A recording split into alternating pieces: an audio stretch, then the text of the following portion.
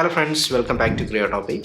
അപ്പോൾ ഇന്നത്തെ ടോപ്പിക് എന്ന് പറയുന്നത് ഫിഗ്മയിലെ വളരെ യൂസ്ഫുൾ ആയിട്ടുള്ള ഒരു 5 പ്ലഗിൻസ് പരിചയപ്പെടുത്താൻ പോവാണ്. അപ്പം നമുക്കറിയാം പ്ലഗിൻസിൻ്റെ യൂസ് കൊണ്ട് നമുക്ക് ഫിഗ്മയിൽ വളരെയധികം സമയം ലാഭിക്കാൻ പറ്റും. ഓക്കെ, അപ്പോൾ ഈ പ്ലഗിൻസ് നിങ്ങൾ യൂസ് ചെയ്യുകയാണെങ്കിൽ നിങ്ങൾ UI ഡിസൈൻ ഇമ്പ്രൂവ് ചെയ്യാനും അതുപോലെ പ്ലഗിൻസിൻ്റെ ഹെൽപ്പോടുകൂടി നമുക്ക് മച്ച് ഫാസ്റ്ററായിട്ട് നമ്മൾ നോർമൽ ഡിസൈൻ ചെയ്യുന്ന പ്രോസസ്സിനേക്കാളും കുറച്ചുകൂടി ഫാസ്റ്റായിട്ട് നമുക്ക് എന്താക്കാൻ പറ്റും, ഡിസൈൻ ചെയ്യാൻ പറ്റും. അപ്പോൾ എല്ലാവരും പ്ലഗിൻസ് ട്രൈ ചെയ്ത് നോക്കാം, പിന്നെ വീഡിയോ കംപ്ലീറ്റ് വാച്ച് ചെയ്യാം. അപ്പോൾ ഓരോ പ്ലഗിൻസും ഞാൻ ഡീറ്റെയിൽ ആയിട്ട് പറയുന്നുണ്ട്. അപ്പോൾ നമുക്ക് എന്താക്കാം, വീഡിയോ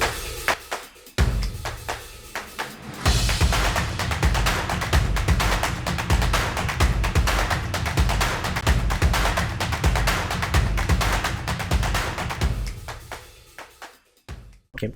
അപ്പോൾ നമുക്ക് പ്ലഗിൻ എങ്ങനെയാണെന്നുള്ളത് നോക്കാം. ഓക്കെ, ഫസ്റ്റ് പ്ലഗിൻ എന്ന് പറയുന്നത് നമുക്കറിയാം, നമ്മൾ പ്ലഗിൻ ലിസ്റ്റിൽ ഫസ്റ്റ് വന്നതെന്ന് പറയുന്നത് ഓട്ടോഫ്ലോ ആണ്.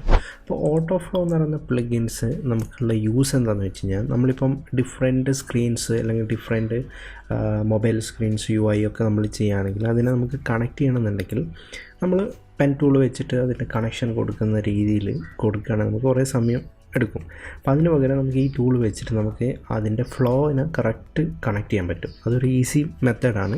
ഇപ്പോൾ ഞാൻ കാണിച്ചു തരാം എങ്ങനെയാണ് ചെയ്യുന്നത്. ഇപ്പോൾ ഫോർ എക്സാമ്പിൾ നമുക്കിപ്പം ഇതൊരു സ്ക്രീനാണെന്ന് വിചാരിക്കുക. ഓക്കെ, ഇങ്ങനെ കുറേ മൾട്ടിപ്പിൾ സ്ക്രീൻസ്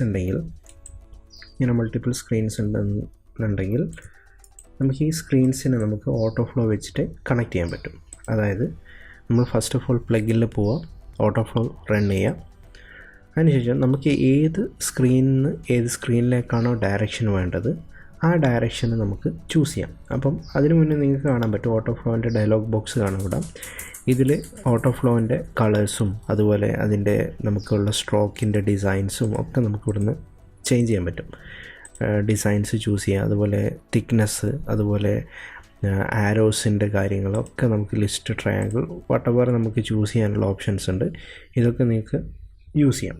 അപ്പം ഇതിൽ എങ്ങനെ ഇത് യൂസ് ചെയ്യുന്നതെന്ന് വെച്ച് കഴിഞ്ഞാൽ, നമുക്ക് ഇപ്പം ഒരു സ്ക്രീന് സെലക്ട് ചെയ്തതിന് ശേഷം മറ്റേ സ്ക്രീനിലേക്ക് കണക്ട് ചെയ്യണമെന്നുണ്ടെങ്കിൽ ഇതിൽ നിന്ന് ഈ സ്ക്രീനിലേക്കാണ് പോകേണ്ടതെന്നുണ്ടെങ്കിൽ നമുക്ക് ഡയറക്ഷന് ചൂസ് ചെയ്യണം. അപ്പം അതായത് ഫസ്റ്റ് സ്ക്രീന് സെലക്ട് ചെയ്യുക, എന്നിട്ട് ഷിഫ്റ്റ് യൂസ് ചെയ്യുക, എന്നിട്ട് നെക്സ്റ്റ് സ്ക്രീനിൽ ജസ്റ്റ് ടാപ്പ് ചെയ്യാം.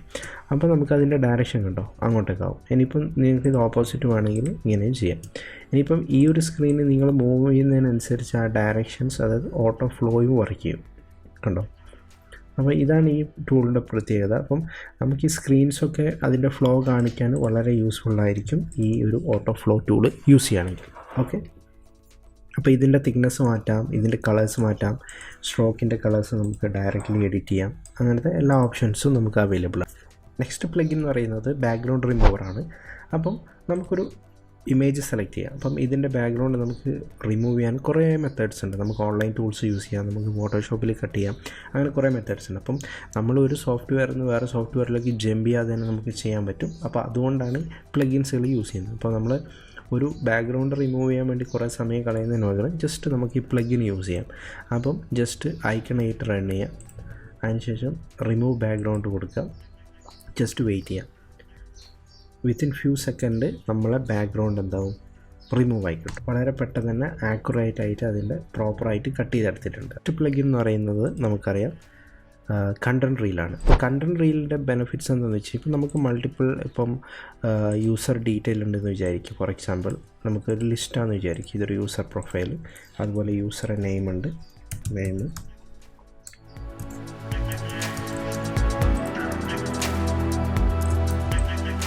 അതുപോലെ നമുക്ക് ഡെസിഗ്നേഷൻ, അതുപോലെ ലൊക്കേഷൻ.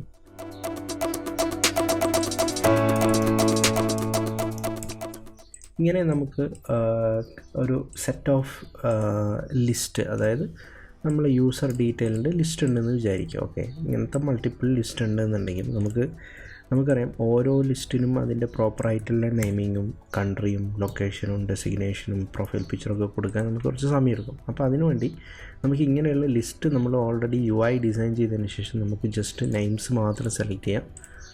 എന്നിട്ട് നമുക്ക് ജസ്റ്റ് പ്ലഗിനിൽ പോവുക, കണ്ടൻറ് റീൽ എടുക്കുക,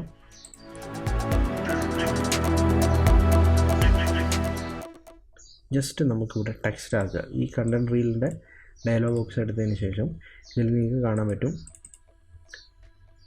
ഹോം സ്ക്രീനിൽ ടെക്സ്റ്റ് ഉണ്ട്, ഇമേജ് ഉണ്ട്, കുറേ ഓപ്ഷൻസ് ഉണ്ട്. നമ്മൾ ടെക്സ്റ്റ് എടുക്കുക, ടെക്സ്റ്റിൽ നെയിം കൊടുക്കുക.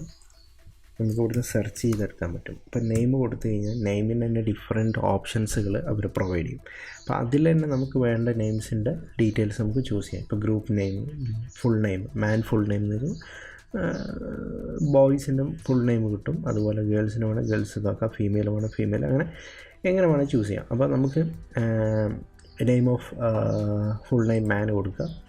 കണ്ടോ, ലിസ്റ്റ് ഓഫ് നെയിം വന്നിട്ടുണ്ട്. ജസ്റ്റ് അപ്ലൈ കൊടുത്തു കഴിഞ്ഞാൽ ആ ഒരു പേരൊക്കെ ഹ്യൂമൻ നെയിമിലേക്ക് മാറിയിട്ടുണ്ട്. അതേപോലെ തന്നെ ഡെസിഗ്നേഷൻ നമുക്ക് ഇതേപോലെ തന്നെ ചെയ്യാം. ഡെസിഗ്നേഷൻ ചൂസ് ചെയ്യാം. ജസ്റ്റ് നമുക്ക് എന്താക്കാം, ഡെസിഗ്നേഷൻ എന്ന് ടൈപ്പ് ചെയ്യാം. അപ്പോൾ ഡിഫറെൻറ്റ് ജോബ് ടൈറ്റിൽസ് വരും. അപ്പോൾ അപ്ലൈ കൊടുത്തു കഴിഞ്ഞാൽ ഡിഫറെൻറ്റ് ജോബ്സ് വരും. അതുപോലെ തന്നെ ലൊക്കേഷനും നമുക്ക് ഇതേപോലെ മാറ്റാൻ പറ്റും. അതായത് ജസ്റ്റ് സെലക്ഷൻ മാത്രം മതി, നമ്മൾ ഓരോന്ന് പോയി എഴുതിയിട്ടുള്ള ടൈം കളയണ്ട. ഓക്കെ, അപ്പോൾ ലൊക്കേഷനിലേക്ക് പോവുകയാണെങ്കിൽ ജസ്റ്റ് ഒന്ന് സെർച്ച് ചെയ്ത് കഴിയുമ്പോൾ തന്നെ ഡിഫറെൻറ്റ് ലൊക്കേഷൻ കോൺസെപ്റ്റുകൾ അവിടെ ബിൽഡ് ചെയ്യും. മൈ ലൊക്കേഷൻ കണ്ടോ, ഡിഫറെൻറ്റ് ലൊക്കേഷൻസ് നമുക്കിതായി. ഇതേപോലെ തന്നെയാണ് നമുക്ക് പ്രൊഫൈൽ പിക്ചറും നമുക്ക് വേണമെന്നുണ്ടെങ്കിൽ ഇവിടെ നിന്ന് തന്നെ ചൂസ് ചെയ്യുക. ഇമേജ് എടുക്കുക, അതിനുശേഷം അവതാർ കൊടുക്കുക. ഡിഫറെൻറ്റ് കൈൻഡ് ഓഫ് അവതാർസ് നമുക്ക് ഫില്ല് ചെയ്യാൻ പറ്റും, അതും 1 ക്ലിക്കിൽ. അപ്പം ഇങ്ങനത്തെ കണ്ടൻറ് റീൽ പോലുള്ള പ്ലഗിൻസ് യൂസ് ചെയ്ത് കഴിഞ്ഞാലുള്ള ബെനിഫിറ്റ് എന്താണെന്ന് വെച്ച് കഴിഞ്ഞാൽ നമുക്ക് ഡിസൈൻ മച്ച് ഫാസ്റ്റർ ആക്കാൻ പറ്റും.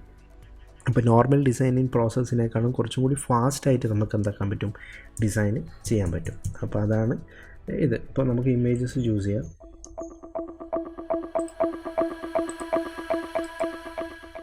ഐക്കൺസ് ഉണ്ട്. ഇമേജസിൽ പോയി കഴിഞ്ഞാൽ ഇത് അവതാർസ് ഉണ്ട്. ജസ്റ്റ് അവതാർസ് പ്ലേസ് ചെയ്യാം. ഡിഫറെൻറ്റ് അവതാർസ് 1 ക്ലിക്കിൽ പ്ലേസ് ആയി. അപ്പം ഇങ്ങനെയുള്ള യൂസ്ഫുള്ളായിട്ടുള്ള പ്ലഗിൻസുകൾ യൂസ് ചെയ്തിട്ട് നിങ്ങൾക്ക് എന്താക്കാം, മച്ച് ഫാസ്റ്റർ ആക്കാം നിങ്ങളുടെ ഡിസൈൻ. നെക്സ്റ്റ് പ്ലഗിൻ എന്ന് പറയുന്നത് നമുക്ക് റിമിക്സ് ഐക്കണാണ്. അപ്പം ജസ്റ്റ് റിമിക്സിൽ പോവുക, അതായത് പ്ലഗിൻസിൽ പോവുക, നെക്സ്റ്റ് പ്ലഗിൻ എടുക്കുക, റിമിക്സ് ഐക്കൺ ജസ്റ്റ് റൺ ചെയ്യുക. അപ്പോൾ റിമിക്സിൻ്റെ ഡയലോഗ് വരും. ഓക്കെ, അപ്പോൾ റിമിക്സ് ഐക്കൺ നമുക്കറിയാം. റിമിക്സ് ഐക്കൺ വളരെ നീറ്റ് ആൻഡ് മിനിമൽ ആയിട്ടുള്ള ഐക്കൺസ് ആണ്. അപ്പം ഈ ഐക്കൺസ് നമുക്ക് മൊബൈൽ ആപ്പ് ഡെവലപ്മെൻറ്റിലും ഡിസൈനിലും അതുപോലെ വെബ് ഡിസൈനിലൊക്കെ നമുക്ക് യൂസ് ചെയ്യാൻ പറ്റും. അപ്പോൾ ഇതിൻ്റെ ഗുണമെന്ന് വെച്ചാൽ നമുക്ക് അക്രോസ് ഓൾ കൺസിസ്റ്റൻസി കീപ്പ് ചെയ്യാൻ പറ്റും. ഒരേ ഐക്കൺസ് തന്നെ നമുക്ക് യൂസ് ചെയ്യാം. പല ഐക്കൺസ് നമ്മൾ ഡൗൺലോഡ് ചെയ്ത് കൊണ്ടുവരുന്ന ആ ഒരു സമയം ലാഭിക്കുകയും ചെയ്യാം.